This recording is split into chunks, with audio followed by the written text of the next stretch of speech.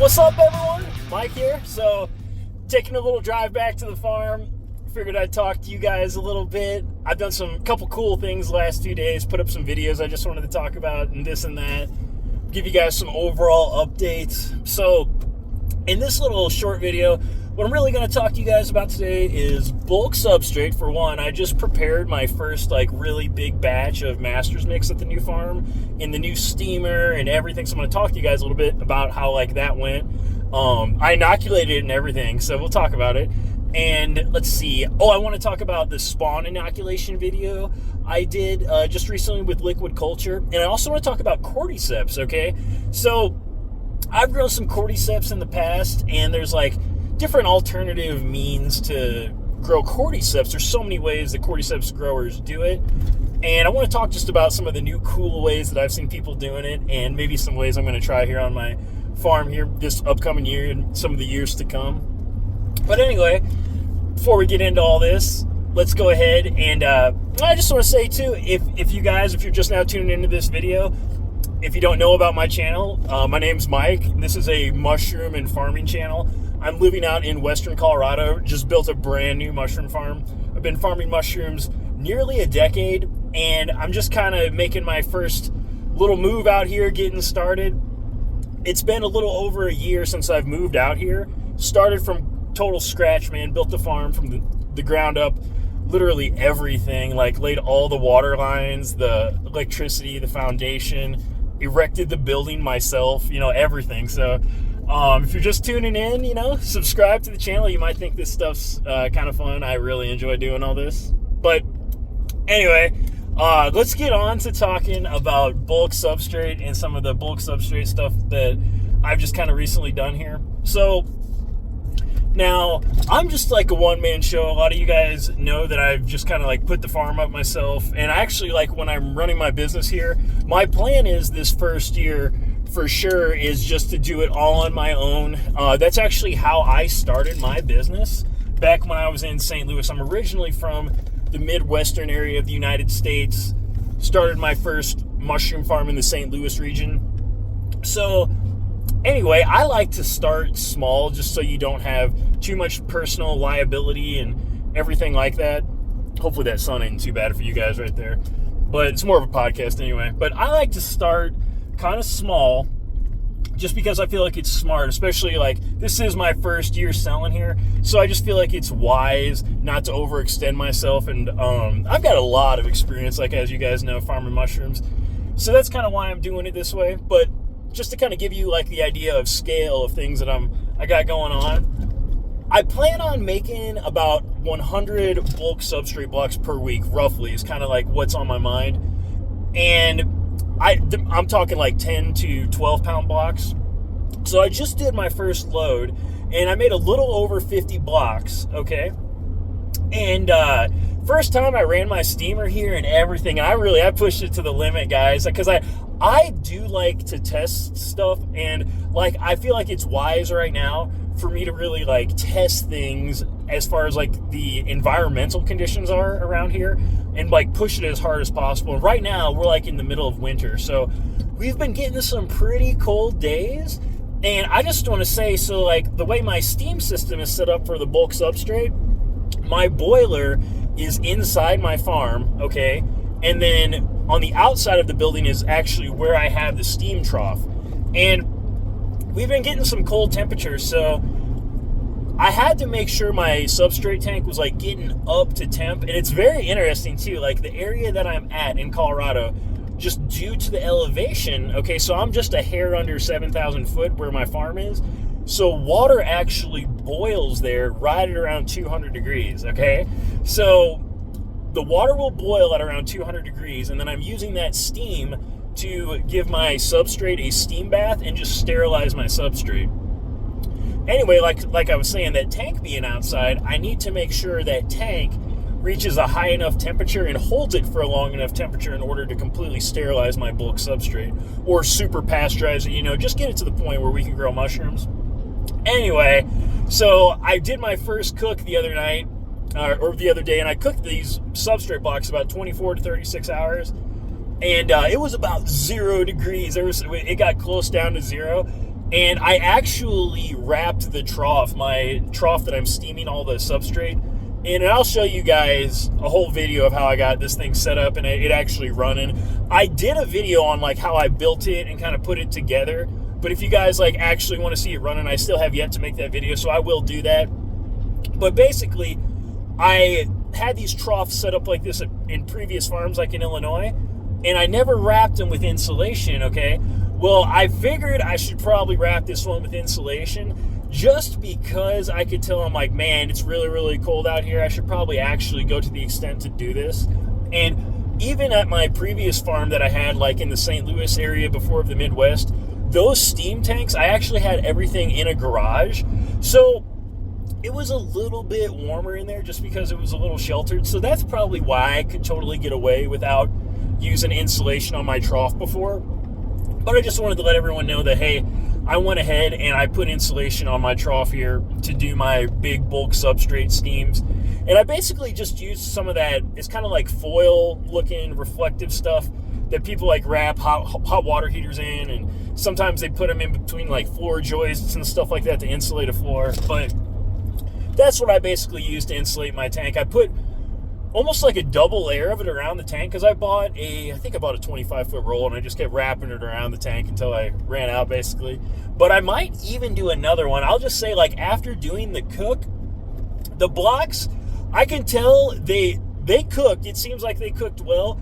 I will know for sure if we get any contamination whether or not I should do another wrap or not with my big tank. But I feel like I got it. You can kind of tell when you cook the blocks how they feel. Actually, there's like a feel they kind of get to them, and even like a smell, everything. So I don't know. I feel like I got it, but I will let everyone know what kind of stuff you can get away with out here as far as sterilizing large amounts of bulk substrate, because I really do. I feel like I pushed it to the limit on this one. We are having a slightly colder day coming up, and I'm about to do another full load of it, so I think I'm going to go ahead and I'm going to try it even on that colder day just to see what happens, because I'm pretty sure I got it, but I just want to like see how far I can actually push my steam sterilization system and still sterilize like outdoors like I'm doing right here in the middle of winter in Colorado. So anyway, I kind of wanted to tell you guys how that went. The steam cycle, like I said, pretty sure everything went good. We'll know in just a few weeks here how well my blocks colonize, and make sure nothing contaminates and everything like that. And as far as like my bulk substrate, like what am I actually using right now?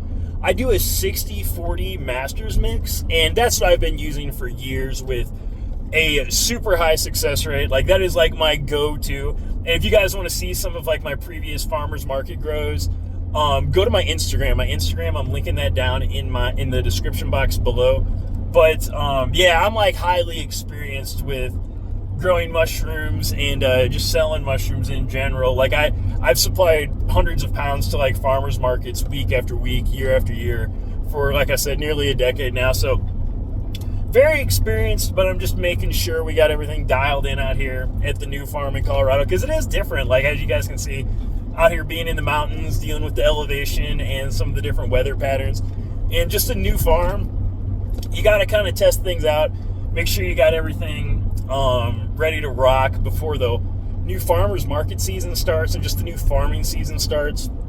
Because like when summer starts here, I'm really going to be pushing it hard. I'm wanting to max out the grow rooms hardcore, you know, and really try to maximize. So I feel like it's wise. It's always wise to kind of test your limits and just see where you're at and what you can do, even when you're like not in full production. That's probably like the best time to really check it.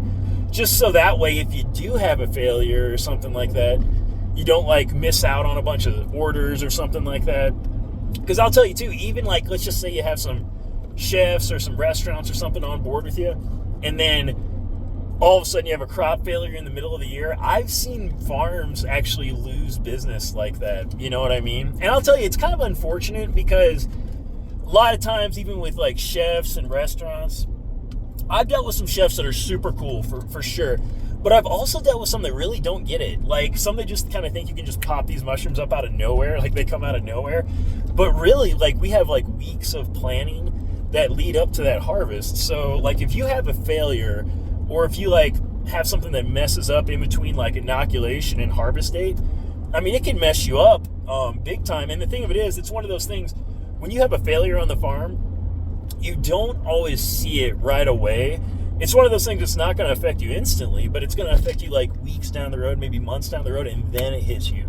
So you got to be careful. That's why, like, it's a really fine line to walk. It's an interesting job being a farmer, first of all, because like I said before, you can have a lot of successes, but then there's the failures that'll hit you. So I don't know. It's always something, but that's kind of like what's on my mind right now as far as the bulk substrate. Oh, I do want to say there was several subscribers wanting to see the inoculation process of the bulk substrate, and I will put up a video about how I do my bulk substrate inoculation later on today, more than likely. I just kind of like when I was driving to town, so I felt like I would shoot a video like this because I know some people do enjoy these videos, and it also just kind of lets me get my thoughts out and all sorts of stuff. But I want to say I will have a video about me doing the full inoculation of the bulk substrate bags that I did last night, so you guys can see how I like to inoculate my bulk substrate and handle my spawn during that process and everything like that. So now, next couple things I want to talk about. I want to talk about inoculating my spawn. I just did a video on that.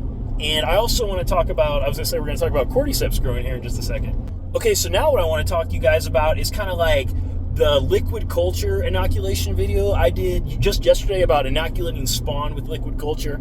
Kind of want to just talk to you guys about how long I've been like inoculating spawn with liquid culture and my technique and all that good stuff and some of the precautions I take, because sometimes I'm a little excessive sometimes with some of my precautions, and we'll talk about that. Those are some habits like I actually do want to kind of explore a little bit. And anyway, the whole thing, I put up a video, like I said, just the other day about inoculating spawn with liquid culture, so check that out if you haven't seen it. But I've been inoculating like my 5-pound bags of grain spawn with liquid culture for years now, okay? And I just want to say, like, when I very first started farming mushrooms, just doing mushroom cultivation in general, I started using the mason jars, okay? So like those 1-quart mason jars, and I actually would inoculate them with agar culture, okay? I actually never used liquid culture, okay? And then it was like several years ago, I started experimenting with the liquid culture, and the first few times you use it, inoculating a bag of grain spawn like that is a little bit intimidating, I will say. But like, anyway, I got into I just came up with a good procedure about making grain spawn, you know what I mean? I kind of got all that dialed in, grain spawn I got dialed in, and then I got my liquid culture dialed in. And just like over the years, as I perfected those processes, I just combined them really more than anything. And I'll just tell you, when you inoculate one of those big bags of grain with LC, like once you actually develop a process that you can just replicate it over and over again, it's amazing. Like, it just, I don't know, I feel like it makes the whole process so much more streamlined, and it's faster than agar and everything like that. Because see, I used to even, my basic old procedure when I very first started, like I said, I would use those quart mason jars, but I would do the quart mason jar with an agar culture, and then I remember I would go grain to grain. So then I would take that fully colonized master grain spawn jar, and then I would just expand that to one of the 5-pound bags of grain then. And that was my basic procedure, how I would make a 5-pound bag of grain. So I had to go grain to grain to achieve that. But just by learning how to use the LC over the years and just perfecting the whole process of making liquid culture, making grain spawn, now I go LC straight to the 5-pound bag of grain.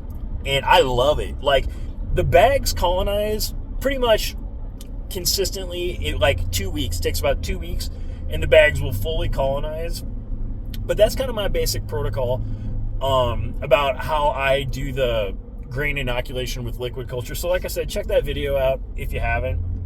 Now, a few things about the video, like I had subscribers asking, and then I even critiqued myself and nitpicked myself. And but anyway, one thing I did in the video, you'll notice that even though I'm just kind of like spraying the liquid culture into the spawn bag, I always put on a fresh needle, okay? And I even flame sterilize the needle and everything. And then I shoot it in the bag, and then I seal it and I shake it. Now, I just want to say, I had some subscribers ask and there were several people that have asked me, I even had people like DM me and message me on Facebook. And anyway, they were like, yo, do you use the needle? And I was like, oh, yeah, I actually do. And they were asking, is it necessary? And I just want to say, it's not 100% necessary, okay? It's kind of like an OCD habit I have that I've just always done it. And I'll tell you why I do it. I just want to kind of explain my whole thought process of why I've done that over the years. And it's literally, I've probably been doing that for 6 years, if I had to guess, the same process. And I want to say it definitely can be done without that needle tip on the syringe. Like, you can just squirt it right in there without anything on it.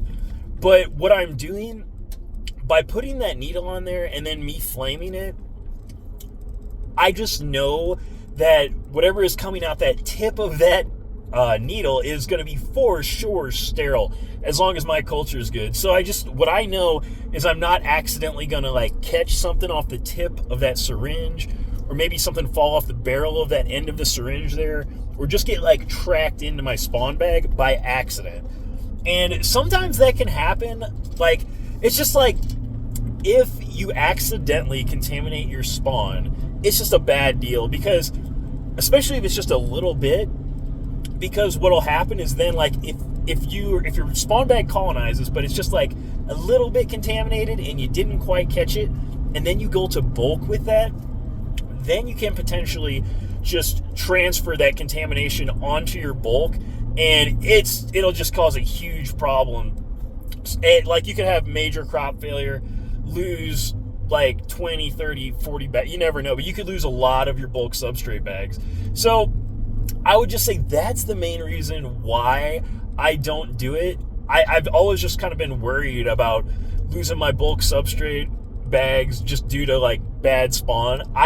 It's happened before in the past, and like, if you're a farmer or a mushroom cultivator, I'm sure you've had times where you've been kind of looking at your spawn and you think your spawn is good, everything seems good, and you go ahead and you use it, but then all of a sudden you just get contamination out of nowhere. And that's just the thing. Sometimes it'll kind of bite you in the butt, and that's why I take all these like extra precautions sometimes. Spawn is one of the main ones that I take a lot of like weird precautions with. I'm very, very, very careful with my spawn. I'm always inspecting my spawn as my spawn's growing, and then even as I'm making the spawn, like I said, there's all sorts of little precautions I take that just make me personally feel good, you know? Now, I do want to say the whole thing about me using the needle, taking the extra time to like flame it and all that stuff, the time does add up, but it's not much. Typically, like, when I'm inoculating spawn bags like that, I'm usually not personally doing more than like 6 spawn bags a week, because see, like, each bag of spawn, you can grow like 60 to 100 pounds of gourmet mushrooms with just each bag of spawn. So if I'm making like 4 to 6 bags of spawn per week, just think about the potential amount of mushrooms I could really grow with that. So me just spending an extra like 10 to 20 minutes to do a little extra work on those things, it's not really that big of a deal. And you're like, you know, you're only spending a little bit of money for those needle tips. So there's just so many ways you can debate it. I had one of the subscribers, they said, just because you can just because you can do it doesn't mean you should, or something like that, you know? And that's really true. That's actually a really good way to put it. And that's kind of how I think about it. Like, and I'm always just trying to minimize my risks, but I will just say, like, you guys commenting, and then I had a friend of mine too, like, just message me, and anybody that's like is really smart, or so, I have some friends that are really smart, so anyone that I can like just take advice from, I like to do that from time to time, because like, I always feel like you can learn something from everyone, no matter what, you know? And I'm totally that type of dude. Like, I'll listen to whatever someone has to say, just because there might be something that you could just take out of there, and it'll really just change whatever you do going forward. So anyway, I've had enough people talk to me about that, and that I do want to try it again. And I've done it before. I just want to say, you guys, like, before I've had times on the farm when I've ran out of needles and stuff like that, And I have sprayed it in without the needle, and I haven't had any problems. But it's just, I guess, like I've had so many successes with using the needle like that, that I just decided to keep doing it. And I don't know, it's just been a habit I've carried on throughout the years. And I'm always so cautious, like I said, about contamination, that I've kind of leaned into doing that. But yeah, I am actually going to try inoculating my spawn with just the syringe now going forward. I want to kind of see what my success rate is, and I'll report back and I'll let you guys know, because I would kind of like to cut that step out. If I could totally cut that step out, I feel like it would be kind of good. It would save me time over the years. It would save me some money. And then plus I could teach everyone, and we could kind of like say, hey, this has been debunked. You know what I mean? Something like that. But yeah, I'm going to try just squirting my syringes in them, and I'll let you guys know how it does, because if you guys can save yourself on some needles and things like that, and plus, like I said, it'll save me like 20 minutes, and over the course of a year, like 20 minutes every single week, that adds up, man. So anyway, we'll give it a shot. Now, last thing I want to kind of talk about, Cordyceps cultivation. Okay, so Cordyceps militaris.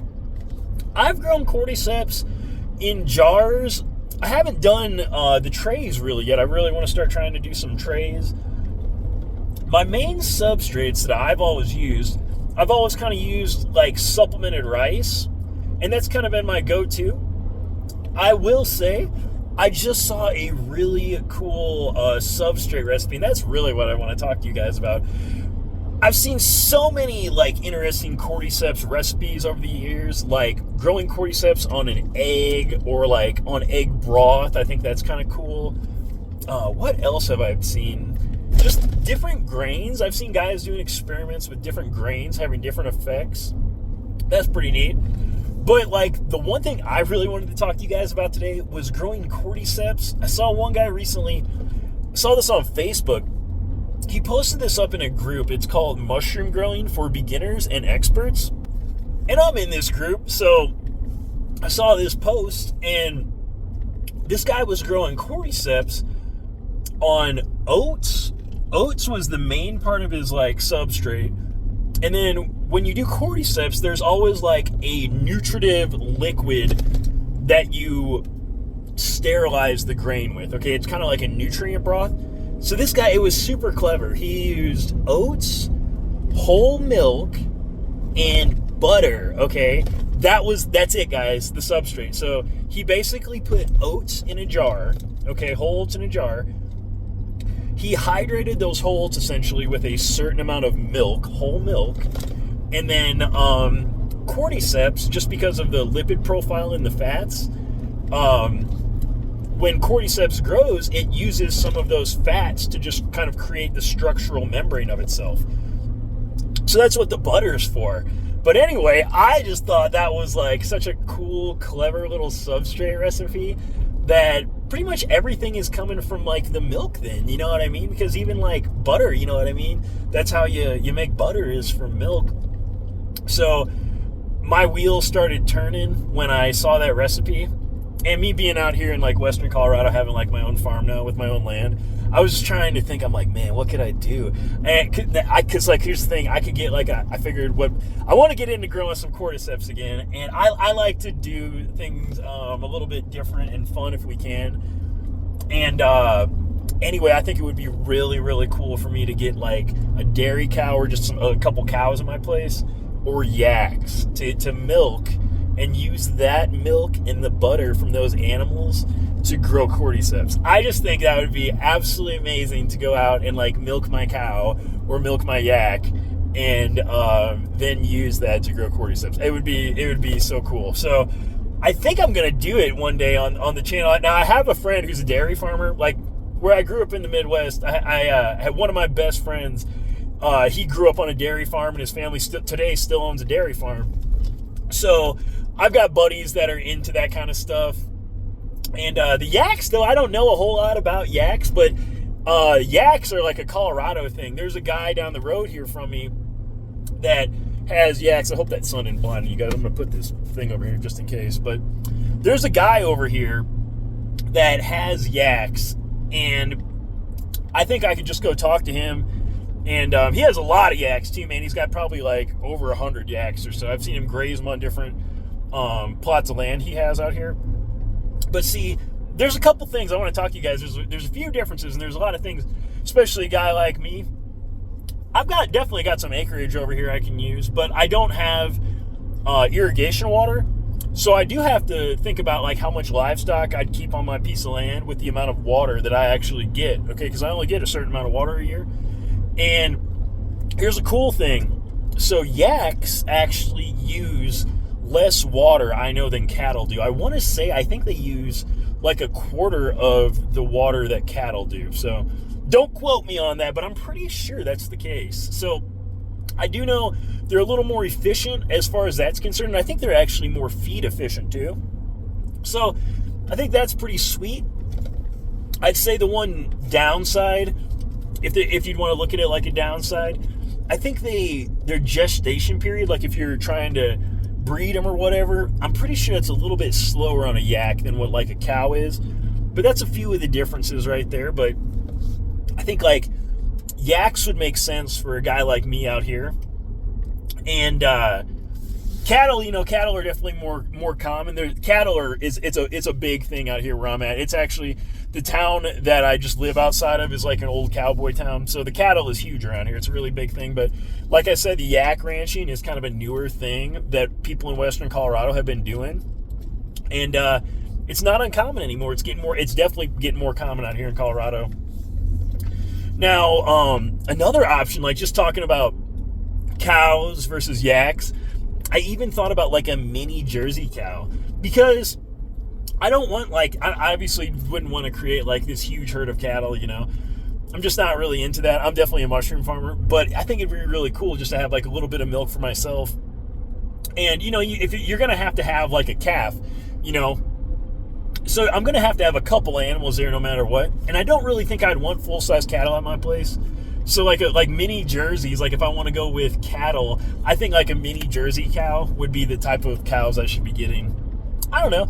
You guys let me know in the comments section below if you're still listening to me. Now I'm talking about Cordyceps and cows and yaks and just growing Cordyceps on grains and milk. Let me know in the comment section below kind of what you think about that. Let me know if you had an option to grow Cordyceps using some type of milk. What kind of milk would you be using? And I mean, I'm sure you can use all types. You can probably use goat milk, sheep milk. Sky's the limit, man. And let's see, what else did I want to talk to you guys about before I let you guys go here? As far as grains go, I do want to say this too, because like growing Cordyceps on different grains, there's been guys doing tests, and millet seems to be doing and I've seen millet do really good in other Cordyceps tests. I've seen several guys actually do these tests on grains for Cordyceps, and I'm a fan of just using millet for my grain spawn in general. So I'm gonna give this whole millet with Cordyceps a shot, because I haven't done that before. The only Cordyceps I've grown have been on like brown rice, and I have done white rice too, actually, just like rice in general. That's kind of the substrate I use, or I've got experience using. But I use millet for all my like gourmet species, for like the big bulk bags I make, as far as inoculation is concerned. So I think we'll give it a shot for the Cordyceps too. And I just want to let you guys know too, I don't sell Cordyceps cultures currently. I might get into breeding them one day. I don't know that I want to go down that rabbit hole just yet. But as far as Cordyceps breeders, there's a couple really good ones out there. Terrestrial fungi, Ryan Paul Gates, he's one of them. He's like one of the Cordyceps OGs for sure. And I don't want to butcher this guy's name, but Jeff Manganero, me and him are friends on Facebook, but Jeff is another Cordyceps OG. So like his business, I believe, is called Appalachian Gold Fungi. But anyway, check out Ryan Paul Gates and Jeff Manganero from and like I said, Ryan Paul Gates, he has terrestrial fungi, and Jeff, I believe it is called Appalachian Gold Fungi. But both of these guys are like extremely good Cordyceps breeders. So if you're looking for genetics to grow Cordyceps, I would personally say go with those guys, because they've been in the game for a while, man. They're really good at what they do. And I've supported them, and I'm actually, for my next batch of Cordyceps, that's who I'm getting my cultures from, that I'm going to kick off here at the farm, just because they put them all together themselves. They select all the genetics, do all the breeding. Some of them actually go out foraging, and they clone wild specimens. They've even sourced genetics from like across different areas on the globe. You know what I mean? All over the world. But anyway, I just kind of wanted to talk about, like I said, bulk substrate today. Wanted to talk about that spawn inoculation I did, and some cordyceps, you know. But figured I'd give you guys a little chat. Expect a video from me later on today just about how I inoculated my bulk substrate and all that stuff. But just got back to the farm here, man, so I'm going to leave you guys and get back in here and get to work. But thanks for listening to me. Drop this video a like, subscribe to the channel if you haven't already. But that's all I got for you on this one, and I will catch you on the next one.